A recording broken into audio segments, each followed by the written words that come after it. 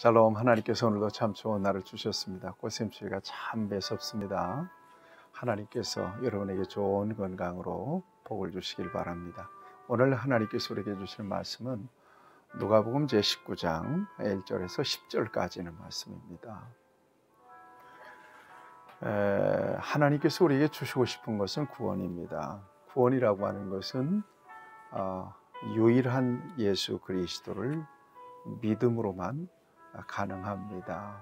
왜 그런지는 누누이 여러분들 설명을 드렸기 때문에 이렇게 잘 알고 또 고백하고 계실 거라고 믿습니다. 그 믿음 소중하게 여기시면서 굳게 붙잡고 우리의 남은 생은 그 구원의 은총에 감격하고 또 응답하는 삶이 되어야 할 것입니다. 성경 전체를 통해서 하나님은 이걸 강조해 주고 계십니다. 우리 예수님은 이 땅에 오셔서 구원의 역사를 완성하시기 위해서 오셨고요. 또 공생의 기간 동안에 내내 우리에게 강조해서 가르쳐 주시고 선포해 주신 말씀은 그 주제가 바로 하나님의 나라입니다. 땅의 것이 아닙니다. 하늘에 속하는 것입니다. 세속적인 것이 아니고요. 물리적인 가치가 아닙니다. 영적인 가치예요. 영적인 하나님의 은혜입니다. 이걸 성경은 계속해서 우리 예수님은 계속해서 강조하고 있는 거죠. 성경에 기록한 목적은 요한복음 20장 31절에서 분명히 말씀하고 있지 않습니까? 예수 믿어서 구원받으라. 이것이 성경을 기록해서 우리에게 주신 목적임을 분명하게 밝히고 있거든요. 그래서 종교개혁자들은 성경을 열면 예수를 발견하기를 바라는 마음으로 성경을 보라고 가르치기도 했습니다. 그래서 궁극적으로는 하나님께서 진정으로 저와 여러분에게 주시고 싶은 것은 바로 복음입니다. 예수님이 빠진 것은 기독교 신앙이 아닙니다. 예수님은 저와 여러분들의 유일한 구주가 되시죠. 그리고 사건을 통해서 만나 주셨어요. 단순히 예수님을 나는 믿습니다, 알고 동의하는 차원이 아니라 예수님을 만난 사건이 있지 않습니까? 예수님을 경험하는 거 있지 않습니까? 그래서 내 안에 구주로 완전하게 모셔드리는 것입니다. 그리고 그 안에서 살아가는 것이 신앙생활이고요. 언제까지? 우리 주님께서 다시 오실 때까지, 이 세상에서 우리의 삶이 끝나는 그 순간까지 거기에 영생이 있고 구원이 있는 것입니다. 그러니까 예수 믿었다면 하나님의 목적이 우리 안에 이루어진 거나 마찬가지니까요. 얼마나 복입니까? 예수 믿었다면 지상에서 영원까지 우리의 인생은 연결되는 거예요. 그래서 믿는 사람들이 죽으면 여기서 연결한다고 하지 않아요. 연결식이라는 말 쓰지 않잖아요. 천국 환송 예배를 드리잖아요. 왜냐하면 그의 영혼은 죽지 않았으니까요. 사랑하는 여러분, 이 같은 기독교 신앙의 골자를 저와 여러분들이 분명하게 이해하고 말씀을 통해서 확증하고, 그리고 그야말로 정말 신앙의 주제 파악을 확실하게 하고 그리고 신앙생활 해야 될 것입니다. 교회라고 하는 것은 이것을 가르쳐 주는 거예요. 우리가 믿는 것이 무엇인지, 또 진정으로 믿었다면 무엇을 해야 되는 것인지. 그래서 교회에서 주로 하는 일은 예배잖아요.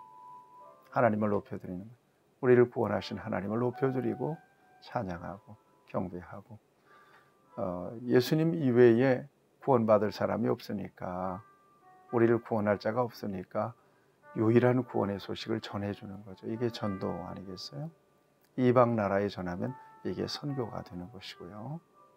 저와 여러분들이 정말 온전한 믿음 안에서 진정으로 무엇을 믿고 살아가는지 확실한 믿음의 주제를 분명하게 인식하고 하나님 말씀 안에서 늘 확증받으면서 그렇게 주님 앞에 서는 순간까지 승리하는 삶을 살아야 될 것입니다. 오늘 본문 말씀 유명한 삭개오, 여리고 세리장 삭개오의 구원받는 장면이 여기 나옵니다.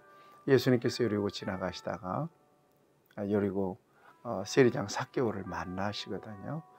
이 세리라고 하는 것은 당시 로마 정부에 의해서 임명받아 가지고 동족의 혈세를 받아서 로마에 바치는 사람이기 때문에 당시에는 민족의 반역자로 낙인이 찍혀 가지고 사람들에게 멸시를 받았어요. 죄인 취급을 받았단 말이죠. 그렇지만 이 세리에게는 권력이 있어. 로마라고 하는 권력. 그 다음에 돈을 만지니까 돈의 힘이 있잖아요. 그 힘을 가지고 살아가는 거예요. 누가 뭐라고 하든. 이 세리장 삭개오, 이 세리장 여리고 그 세리장 삭개오는 세리 가운데서 세리장입니다. 오늘날로 말하면 뭐 세무서장 정도 될까요? 그러니까 그 권세가 보통 당당한 사람이 아닙니다. 신체적인 특징도 여기 얘기하고 있습니다. 키가 작다. 그런 핸디캡이 있고 또 사람들의 멸시와 조롱을 받았어도 그러거나 말거나 빽 있고 돈 있는데 오히려 삭개오는 당당하게 그렇게 살았던 사람이 틀림이 없습니다.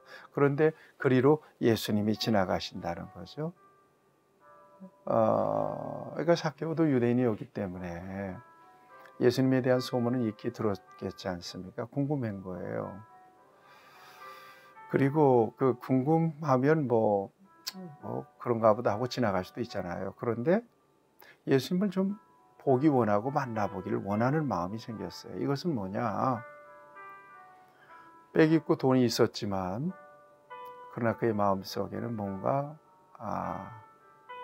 결핍이 느껴진, 해결할 수 없는 어떤 그런 결핍이 있었던 거예요. 이게 바로 영적인 결핍이에요. 구원에 대한 갈망입니다. 여러분, 세상을 살면서 저와 여러분들이 참 부자로 살면 참 좋겠다. 저렇게 사는 사람들은 또 얼마나 좋을까. 그런 생각을 하지만 세상의 가치가 줄 수 없는 그 만족이 있습니다.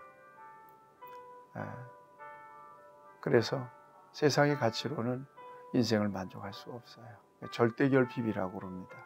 이게 채워져야 되는 거죠. 그것은 예수님을 만나고 하나님과 관계가 회복될 때 채워지거든요. 여러분 생각해 보세요. 제가 흔히 비유를 드는데 이제 품에 있는 아이가 다른 사람의 품에 옮겨지면 막 울잖아요. 그 아이를 달래라고 별짓 다 해보세요. 울음을 그치지 않습니다. 그런데 애 이름을 부르면서 엄마가 얘를 안아주면 또 끝입니다. 평안합니다. 마찬가지입니다. 세상에 그 어떤 것 다 소유해도요, 그것이 부귀, 명예, 권세 다 소유해도요, 그것으로 만족 안 돼요. 예수님 만나야 돼요. 하나님 만나야 돼요. 그 사건이 있어야 돼요. 저와 여러분에게. 여기에 진정한 안식과 평안이 있습니다. 삭개오에겐 그런 영적인 결핍이 느껴졌던 것 같아요. 요한복음 3장에 니고데모도 역시 마찬가지. 그래서 한밤중에 예수님을 찾지 않습니까? 네, 여러분 예수님 안에 있는 거 감사하시기 바랍니다. 그리고 혹시 이 영상을 좀 세상 못에 들어서 그 믿음에 전혀 관심이 없는 사람들이 보신다면 깊이 생각하세요. 여러분은 그 같은 삶을 통해서 절대 만족 못해요. 예수님을 만나면 또 다른 차원의 만족과 인생의 행복이 있습니다. 이것은 세상이 줄 수 없는 거예요. 자, 그래서 좀 예수님을 만나고 싶은데 이게 사람들이, 군중들이 예수님을 에워싸고 있으니까 이 삭개오는 키가 작아서 뚫고 들어갈 수가 없어요. 또 삭개오 세리장이라고 하는 체면도 있잖아요, 나름대로. 그래서 예수님 앞서서 멀찌감치 가서 돌감람나무, 여기 보니까 돌무화과 나무죠. 뽕나무라고 그랬는데 돌무화과입니다. 돌무화과 나무 위로 올라가서 이렇게 보는 겁니다, 예수님을.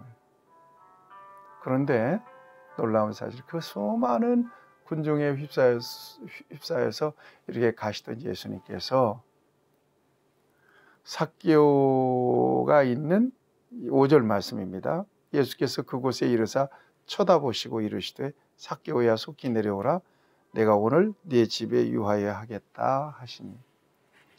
이것도 삭개오, 나무에 돌 무화과 나무 위에 올라가서 있는 이 삭개오에 예수님이 관심을 가지세요.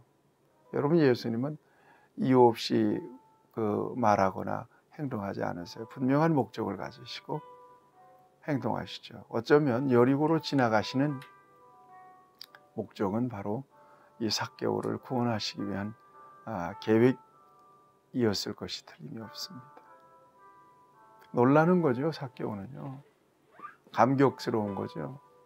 아니, 삭개오라고 하는 이름이 그렇게 유명한 이름이었는지는 몰라도 예수님께서 그의 이름을 직접 부르잖아요. 그 다음에 내려오라, 속히 내려오라 그러잖아요. 여러분, 속히 내려오라, 이 말씀은 단지 나무에서 높은 데서 내려오라라고 하는 그런 의미보다도 지금 네가 가지고 있는 인생에 대한 우월감, 그 다음에 교만, 또 내 모든 어떤 세상에 속한 욕망, 이 모든 것에서 이제는 네가 내려와라, 낮아져라, 겸손해져라 라고 하는 그런 의미로 우리가 이해하고 받아들일 필요가 있습니다. 우리 주님은 그렇게 우리에게 요구하세요. 어떤 경우에 우리가 정말 별것도 아닌 것 가지고 교만을 부릴 때도 있거든요. 주님은 말씀하세요. 야, 내려오라 그러죠. 여러분, 내가 또 잔소리처럼 말씀드립니다. 기독교 신앙에 있어서 정말 교만보다 무서운 죄는 없어요. 교만은 끝이 없어요. 교만은 약도 없어요. 교만하면 병든 거예요. 영적인 암과 같은 게 바로 교만입니다. 그래서 교만하면 하나님이 손을 대세요. 하나님밖에 손댈 사람이 없어요. 세상 사람들은 못 고쳐요. 교만은 위험합니다. 그래서 여러분 주변에 정말 믿음 안에 있으면서도 교만하다 싶은 사람들은 지켜보세요. 그냥 거기가 끝이에요. 하나님은 교만한 사람을 대적하시고요, 겸손한 자를 가까이 하신다고 말씀, 은혜를 베풀어 주신다고 말씀해서 언제나 겸손하셔야 되고요. 그리고 우리가 교만할 수 없는 약점들이 너무 많잖아요. 우리의 몸에는 엄청난 급소들이 많아요. 그 급소를 하나님이 다 알고 계세요. 그 급소 하나 누르면 꼼짝도 못할 거면서 왜 그렇게 교만한 겁니까? 여러분, 겸손하세요. 내려오라, 내려오셔야 돼요. 그리고는 이제 삭개오가 예수님과 예수님의 제자들을 데리고 자기 집으로 가서 베풀어요. 잔치를 베풀어요. 음식도 나누고. 그러자 사람들이 수군거리죠. 저 죄인의 집에 들어가서 먹고 마신다. 그런데 이 잔치 자리에서 삭개오가 중요한 선언을 하게 돼요. 어떤 선언입니까? 8절 말씀입니다. 삭개오가 서서 주께 여짜오되 주여 보시옵소서, 내 소유의 절반을 가난한 자들에게 주겠사오며 만일 누구의 것을 속여 빼앗은 일이 있으면 4갑절이나 갚겠네, 4배나 갚겠습니다. 자기 고백을 해요. 여러분, 어쩔 수 없이 돈을 만지는 일이기 때문에 견물생심이에요. 삭개오가 정직하게 일을 했을 리가 없습니다. 그래서 속여 빼앗은 것들이 있으면 돌려주겠다. 그리고 그렇게 해서 모은 재산들 4배로 돌려주고 또 가난한 사람들에게 절반을 떼서 나눠주겠다는 거예요. 여러분, 누가 그러라고 그랬나요? 예수님이 그렇게 하라고 요구하신 것도 아닙니다. 여러분, 우리가 하나님 앞에 서게 되면 이런 자기 고백을 하지 않을 수 없어요. 왜냐하면 하나님 앞에 자기 자신이 다 보이니까요. 삭개오도 그랬을 것이 틀림없어요. 예수님이 요구하신 것도 아니에요. 단지 예수님 앞에 섰을 때 진정으로 자신의 실존이 보인 거란 말이죠. 그래서 이런 자기 고백을 할 수밖에 없었던 거예요. 여러분, 우리도 마찬가지예요. 서로 비교해서 네가 옳냐 내가 옳냐, 네가 뭘하냐 내가, 이건 아무런 짝이 쓸데없는 거예요. 진정으로 나 자신을 하나님 앞에 세워보는 거예요. 그래야 진정으로 내 모습이 보여요. 우리 예수님께서 이 삭개오에게 선언하십니다. 예수께서 이르시되 오늘 구원이 이 집에 이르렀으니 이 사람도 아브라함의 자손이니로다. 그러면서 중요한 말씀을 주세요. 인자가 온 것은 잃어버린 자를 찾아 구원하려 함이니라. 여러분, 이것이 예수님이 이 땅에 오신 목적이에요. 이 목적대로 저와 여러분들을 구원해내신 거고요. 구원받았습니까? 주님을 찬양하세요. 아직 예수님 믿지 못했습니까? 여러분 인생에 있어서 가장 시급한 것은 예수님을 믿는 거예요. 거기에 진정한 기쁨이 있고 만족이 있습니다. 결핍을 느끼면서 사시겠습니까? 아니면 예수님 안에서 주시는 구원의 감격 속에 사실 것입니까? 믿음 안에서 우리를 구원해 주신 우리 하나님의 그 놀라운 사랑을 감사하면서 언제나 빚진 마음으로 주님 앞에 충성하시는 저와 여러분들이 되기를 축복합니다. 하나님, 우리를 구원해 주신 것을 감사합니다. 더 이상 바랄 것은 없습니다. 하나님의 자녀로 이 땅에서 자녀의 권세를 충분히 누리며 살아갈 수 있도록 우리를 도와주시옵소서. 예수님의 이름으로 기도하옵나이다. 아멘. 여러분들을 축복합니다.